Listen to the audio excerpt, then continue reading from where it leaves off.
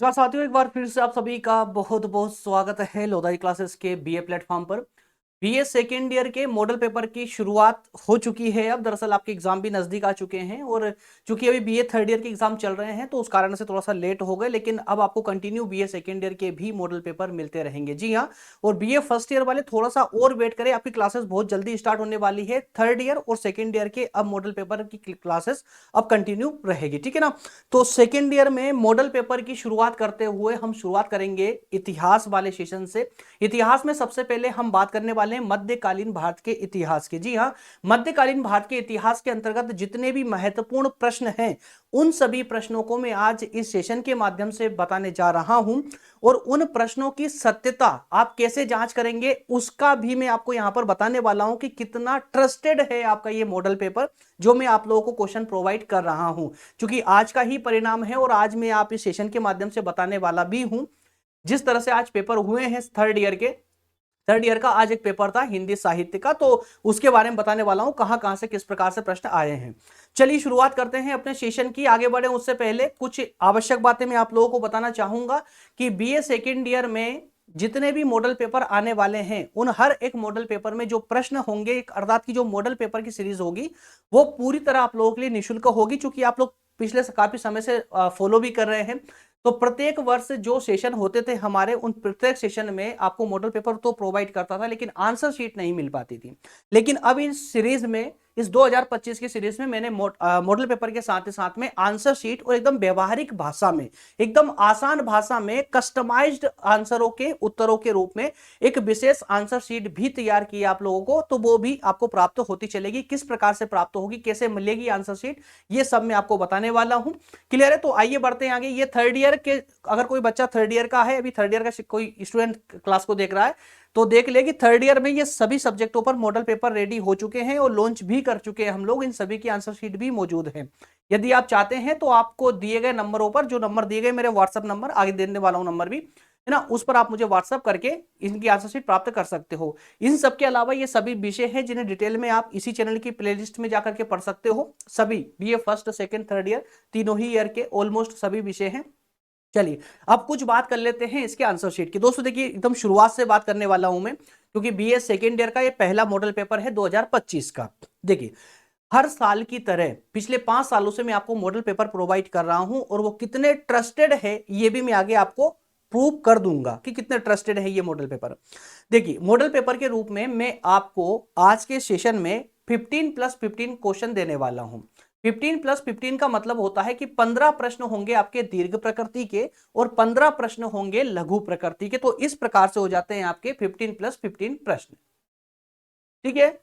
अब ये जो प्रश्न देने वाला हूं आज इस सीरीज के माध्यम से, इस वीडियो के माध्यम से, ये मॉडल पेपर पूरी तरह से निःशुल्क है, इस पर कोई चार्जेस नहीं है। अब इसमें दो प्रकार के स्टूडेंट निकलकर सामने आएंगे। कौन कौन से? एक वो स्टूडेंट जो इन प्रश्नों को देख करके उनके आंसर अपनी किताब में तलाश लेंगे, किताब में नहीं मिलेगा तो गूगल पे सर्च कर लेंगे और अपनी एक नोट्स क्रिएट कर लेंगे। क्लियर है? लेकिन कुछ कुछ स्टूडेंट ऐसे हैं जिनके पास समय नहीं है, कोई जॉब करता है, किसी कारणवश वो नोट्स नहीं बना सकते, एग्जाम पास में आ चुका है, समय कम है, तो एक कंप्लीट कस्टमाइज्ड रूप से एक जो है आंसर शीट, इन सभी प्रश्नों की आंसर शीट व्यवस्थित फॉर्मेट में, एकदम कस्टमाइज्ड रूप में ना, एकदम आसान से आसान भाषा का प्रयोग करते हुए, ताकि हर प्रश्न का अर्थ आप एक फर्स्ट रीडिंग में ही समझ जाएं। इस प्रकार की एक आंसर शीट तैयार की गई है। तो अगर आपको किसी एक विषय की, अर्थात की मध्यकालीन इतिहास की अगर आंसर शीट चाहिए तो उसके लिए आपको एक छोटा सा सब्सक्रिप्शन लेना पड़ेगा, जो होगा मात्र 99 रुपए का। आप ध्यान से सुन लीजिएगा, यहां पर दो प्रकार के सब्सक्रिप्शन है आंसर शीट के लिए, मॉडल पेपर की आंसर शीट के लिए। यदि किसी भी सिंगल पेपर की या सिंगल सब्जेक्ट की आंसर शीट चाहते हैं आप मॉडल पेपर की, तो उसके लिए आपको 99 रुपए का सब्सक्रिप्शन लेना होगा। और यदि आप चाहते हैं कि आपके सिलेबस में जितने भी सब्जेक्ट है फाउंडेशन कोर्स को छोड़ करके, तो बाकी सभी सब्जेक्टों के मॉडल पेपर की आंसर शीट यदि आप चाहते हैं तो उसके लिए आपको सब्सक्रिप्शन लेना होगा 249 रुपए का, सिंपल वे में, ठीक है ना। तो दो प्रकार के सब्सक्रिप्शन है, आप जो भी लेना चाहें ये नीचे दिए गए व्हाट्सएप नंबर पर व्हाट्सएप करके वो इस स्लाइड का स्क्रीनशॉट ले लीजिए और मुझे इस नंबर पर व्हाट्सअप करके नीचे अमाउंट डाल दीजिएगा। 99 का सब्सक्रिप्शन लेना है या फिर 249 का लेना है, आपको हमारी टीम कांटेक्ट करेगी, है ना, व्हाट्सअप कर देगी, व्हाट्सअप पर ही कांटेक्ट करेगी और उस प्रकार से आपको पूरी प्रोसेस बता देंगे किस प्रकार से सब्सक्रिप्शन आपको मिलेगा।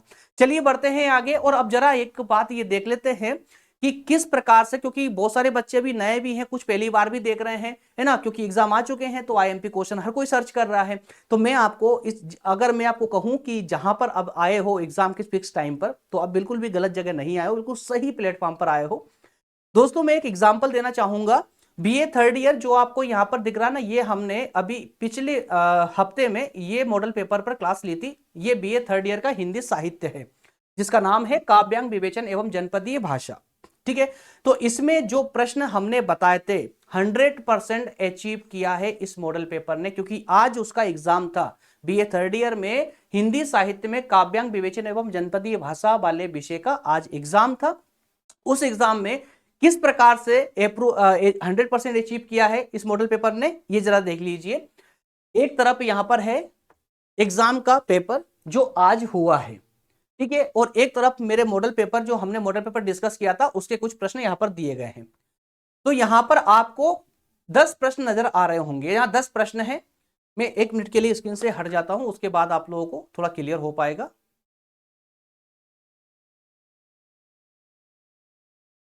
इसको अच्छे से समझ लीजिएगा तो आपको एकदम क्लियर हो जाएगा कि आप बिल्कुल सही प्लेटफॉर्म पर आए हो, कहीं गलत विजिट नहीं कर रहे हो।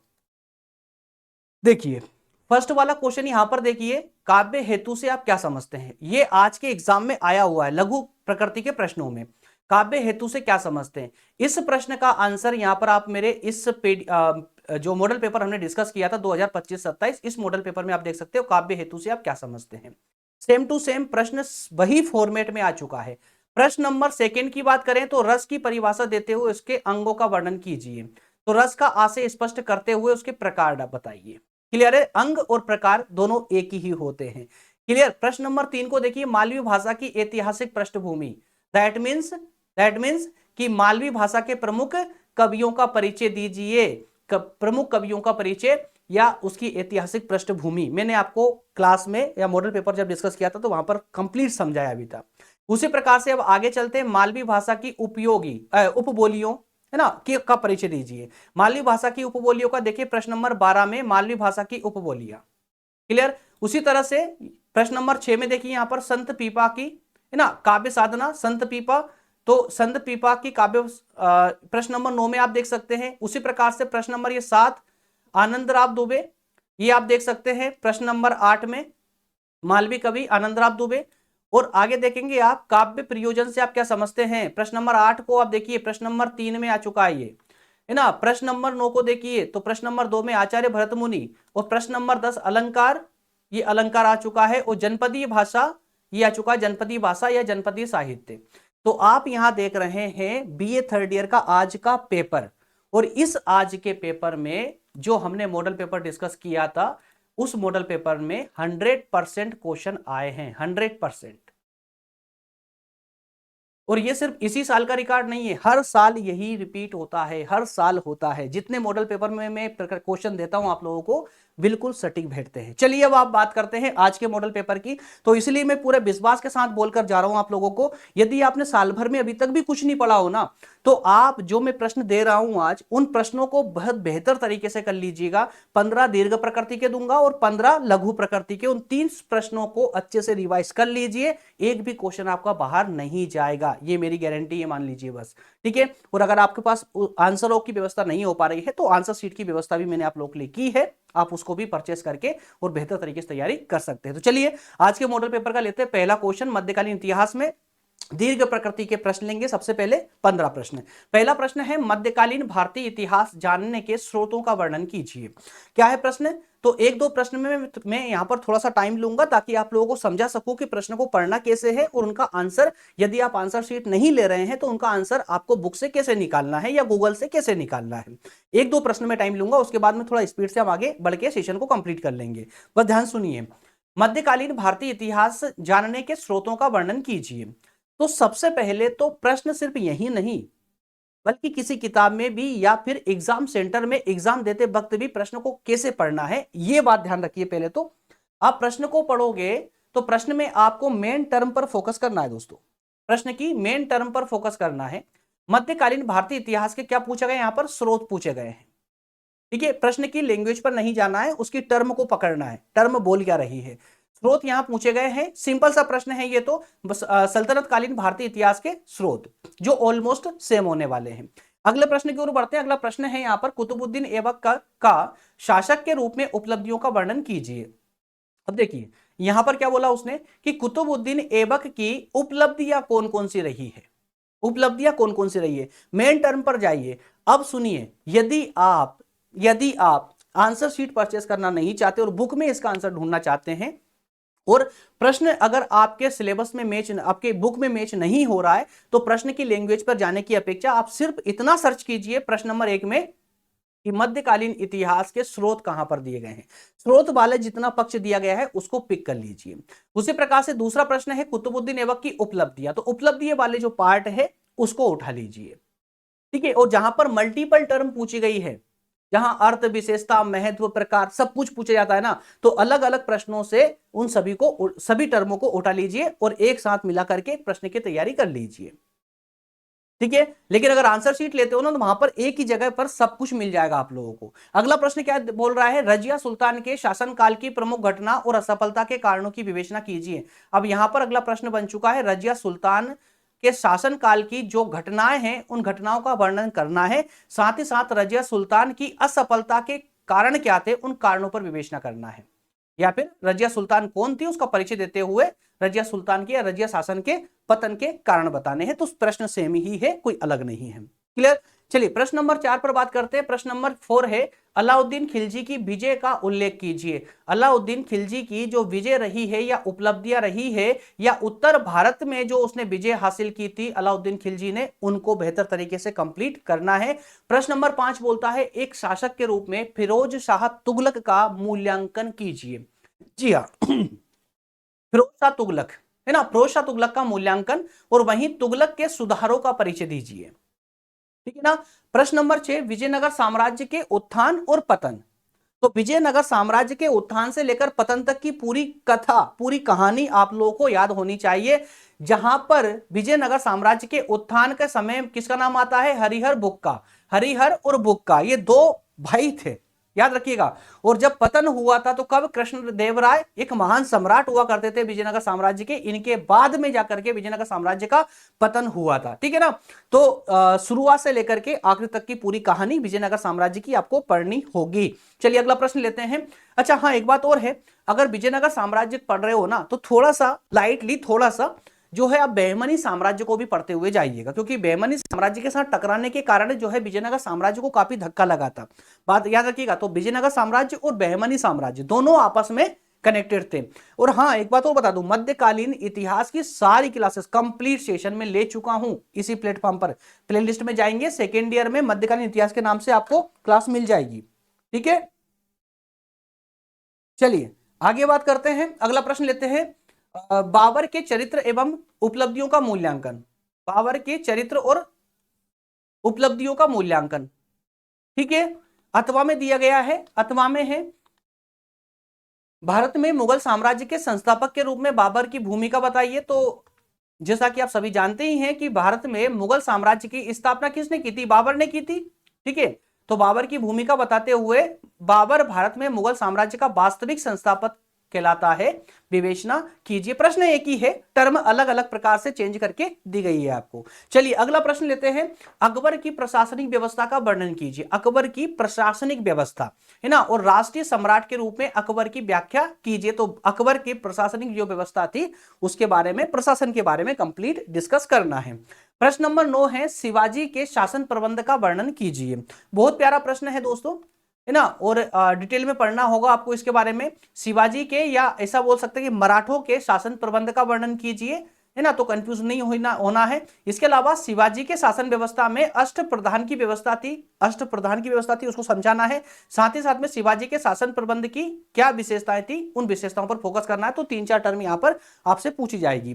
ठीक है, सभी टर्मों को सेपरेटली डिस्कस करना है, याद रखिएगा। अगला प्रश्न है, प्रश्न नंबर 10 है, मुगल और राजपूत संबंध। मुगल और राजपूत संबंधों पर टिप्पणी करना है, या अथवा में इस प्रकार भी पूछ सकता है इस प्रश्न पर कि मुगलों के राजपूतों के साथ में संबंधों का संक्षेप में उल्लेख कीजिए, या 1605 से 1707 तक मुगलों की राजपूत नीति का विश्लेषण कीजिए। ठीक है ना, 1605 से लेकर के 1707 तक, जब तक कि मुगल शासन का अंत नहीं हो जाता है। क्लियर? जी हाँ, 1707 के बाद से ही मुगल साम्राज्य का अंत मान लिया जाता है, क्योंकि औरंगजेब की मृत्यु के बाद ही जो है मुगल साम्राज्य लगभग लगभग समाप्त हो चुका था। अगला प्रश्न लेते हैं, प्रश्न नंबर 11 है, मुगल सिख संबंधों पर निबंध लिखना है। मुगल सिख संबंध समझाने हैं, सिंपल वे में है। उसके बाद में मुगल और गौड़ संबंध, क्या है, मुगल और गौड़ संबंध।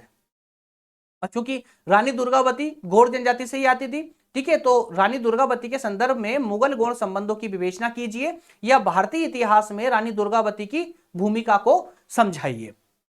ठीक है ना, एकदम आसान तरीके से प्रश्न है, एकदम आसान है। प्रश्न नंबर 13 लिया गया है, मुगलों की मनसबदारी व्यवस्था।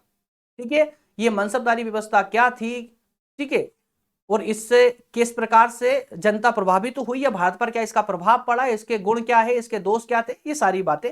इसके अलावा प्रश्न नंबर 14 है, भक्ति आंदोलन। क्या है, भक्ति आंदोलन। भक्ति आंदोलन ये भारत में प्रारंभ कैसे हुआ, और इस आंदोलन के प्रमुख नेताओं के बारे में बताइए और इसकी विशेषताएं लिखिए।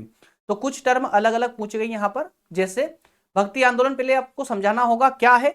इसके अलावा भक्ति आंदोलन भारत में प्रारंभ कैसे हुआ, स्टार्ट कैसे हुआ, और इस आंदोलन के जो नेता थे, प्रमुख नेता थे या मुख्य सुधारक थे, वो कौन कौन थे, कुछ नाम देकर के उनके बारे में थोड़ा बहुत समझाना होगा, और इसके अलावा इसकी विशेषताएं बताइए। क्लियर है? अथवा में सेम प्रश्न है, भक्ति आंदोलन पर टिप्पणी करते हुए उसके मुख्य सुधारकों का परिचय दीजिए। मुख्य सुधारक मतलब वही प्रमुख नेता। चलिए आखिरी प्रश्न है दीर्घ प्रकृति में, नूरजहां, जीजाबाई और चांद बेबी। तो इन तीनों की इतिहास में क्या भूमिका थी। हालांकि एग्जाम सेंटर में तीनों एक साथ नहीं पूछे जाएंगे, तीनों को अलग अलग सेपरेटली टिप्पणी करने के लिए पूछा जा सकता है।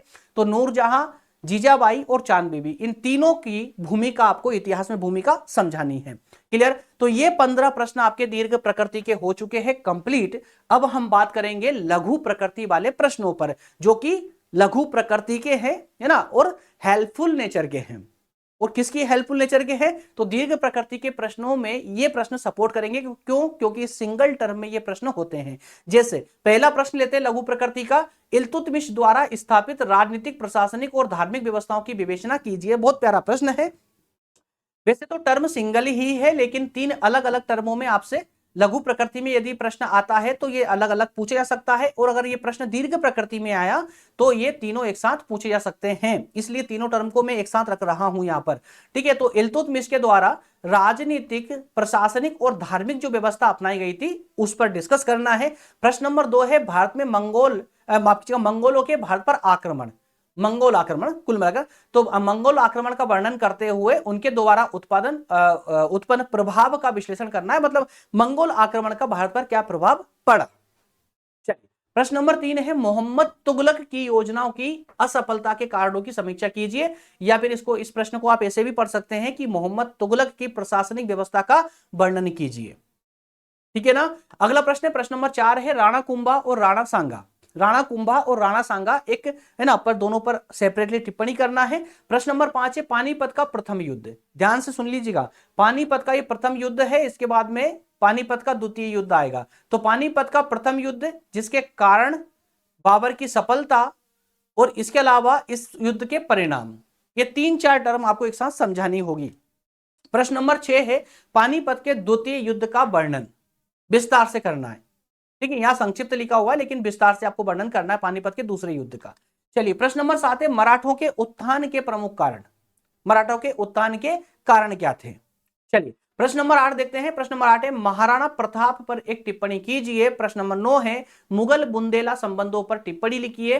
प्रश्न नंबर 10, औरंगजेब की धार्मिक नीतियों का उल्लेख कीजिए। प्रश्न नंबर 11 है, नादिर शाह का भारत पर आक्रमण के कारण और परिणाम समझाइए। प्रश्न नंबर 12 है, मुगल काल की राजस्व व्यवस्था का परिचय दीजिए और जजिया कर की क्या भूमिका रही है समझाइए। मतलब सेपरेटली मुगल काल की राजस्व व्यवस्था और जजिया कर, दो सेपरेट कॉन्सेप्ट है, दोनों को पर डिस्कस करना होगा। प्रश्न नंबर 13 है मध्यकालीन शिक्षा व्यवस्था और उस शिक्षा व्यवस्था के अंतर्गत स्त्री शिक्षा की क्या स्थिति थी, संक्षिप्त टिप्पणी करना है। प्रश्न नंबर 14 है मुगल कालीन धार्मिक विश्वास और रीतियों का संक्षेप में वर्णन करना है। प्रश्न नंबर आखिरी और 15वां है मुगल कालीन स्थापत्य कला की विवेचना कीजिए। तो ये 15 प्रश्न लघु प्रकृति के और वो 15 प्रश्न दीर्घ प्रकृति के, कुल मिलाकर के हो जाते हैं 30 प्रश्न। ये 30 प्रश्न यदि आपने बेहतर तरीके से और पूरे दिमाग के सारे ढक्कन खोल के कर लिए कंप्लीट, तो मैं गारंटी देता हूं एक भी प्रश्न एग्जाम में छोड़कर नहीं आओगे। जैसा कि प्रारंभ में ही मैंने थर्ड ईयर का पेपर एनालाइज करके आपको बताया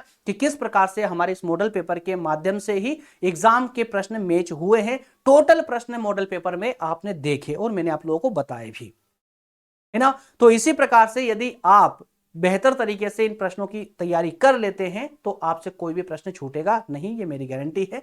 हां, यदि आप आंसर शीट लेना चाहते हैं तो बिल्कुल आप जो है ये जो नंबर दिए गए हैं आपको, मैं और आगे बढ़ा दिखाता हूं, ये जो नंबर दिए गए इस नंबर पर आप मुझे व्हाट्सअप कर सकते हैं।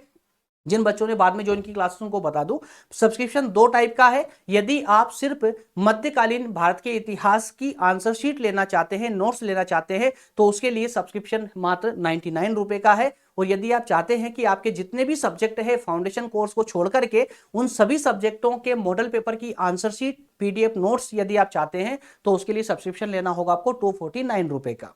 क्लियर है। और इसी के साथ में अब चलते हैं और मुझे कमेंट करके बताइए कि सेकेंड ईयर में आप अगला कौन सा मॉडल पेपर देखने के इच्छुक है, कौन सा मॉडल पेपर देखना चाहते हैं, कमेंट करके बताइएगा मुझे, ठीक है। अन्यथा फिर अपने अकॉर्डिंग तो मैं ले ही आऊंगा, ठीक है ना। चलिए मिलेंगे अगले सेशन में। बहुत बहुत धन्यवाद। Thank you so much.